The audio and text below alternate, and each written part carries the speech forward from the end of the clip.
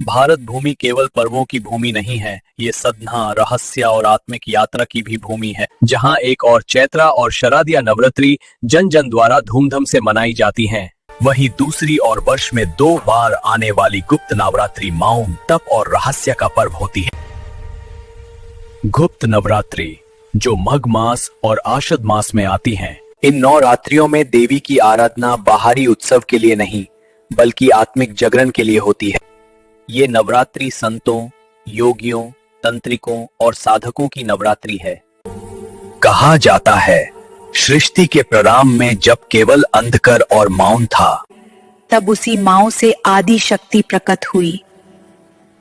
ना ब्रह्मा थे, ना विष्णु, ना महेश, केवल शक्ति थी। जब शक्ति प्रकट होती है तो यूस नवरात्रि कहा जाता है, और जब शक्ति गुप्त रूप में कार्य करती है तो यूस गुप्त नवरात्रि कहा जाता है।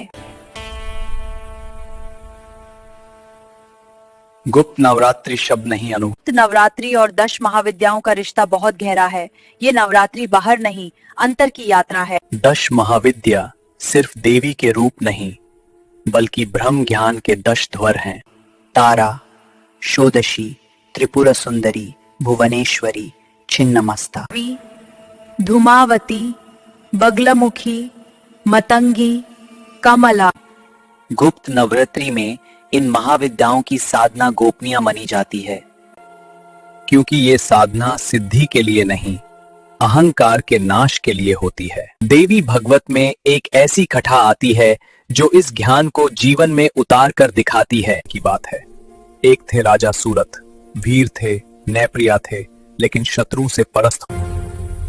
राज्य छिन गया, सम्मान छिन गया, अपनों ने साथ छोड़ दिया। दूसरी ओर द समाधि वैश्य, धान लुट गया, परिवार ने त्याग दिया, दोनों ही महिमा से पीड़ित थे। सब कुछ खो जाने के बाद भी मन क्यों नहीं छूटता। नवरात्रि का सार है, महाविद्या सिखाती है कि बंधन बाहर का नहीं, मन के अहंकार का होता है। गुप्त नवरात्रि आत्मा की शुद्धि का पर्व है। दोनों भटकते हुए घने वन में पहुंच गए। वन के बीचों बीच एक शांत और दिव्य स्थल था। यही था महर्षि मेढस का आश्रम। ये जो तुम दोनों मन से आशंत हो, ये कोई साधारण बात नहीं, ये माया है, यही देवी की लीला है। महर्षि मेधास ने कहा, देवी की शक्ति, देवी की कृपा सिर्फ बाहरी पूजा से नहीं, अंतर की शांति से प्रकट होती है। महर्षि ने बताया, देवी की एक ऐसी साधना होती है जो ना शब्द मांगती है, अंदर ना प्रदर्शन। ये साधना मौन और गुप्त होती है। दोनों ने ना किसी को बताया, ना कोई घोषणा की। वन में रहकर मौन व्रत धारण किया। ना पुष्प थे, ना दीप, ना भोग, केवल मंत्र, ध्यान और पूर्ण समर्पण है गुप्त नवरात्रि की साधना, जहां देवी शब्द नहीं भाव देखती हैं।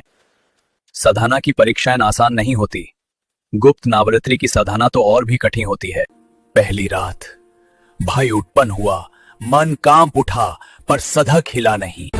दूसरी रात संदेह आया, मन बोला, क्या ये सब व्यर्थ है।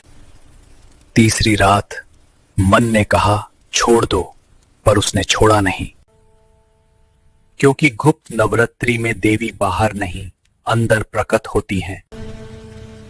नवमी की रात घोर अंधकार, मौन, स्थिरता। अचानक तेज प्रकाश हुआ, अचानक तेज प्रकाश हुआ।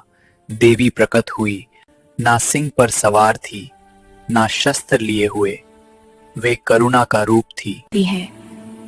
तुमने मांगा नहीं, इसलिए मैं आई हूं।